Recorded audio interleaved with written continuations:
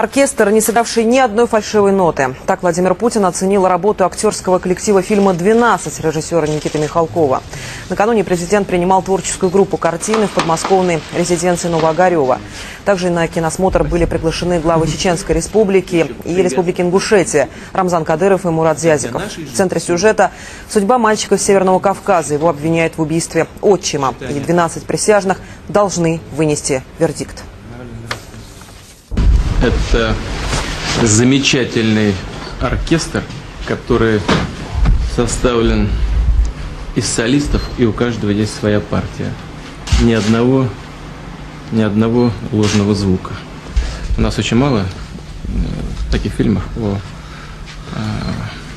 о настоящих ценностях. Да еще в привязке к нашей действительности. Это само по себе уже ценность большая. А в привязке к нашей реальной жизни, трагическим ее страницам.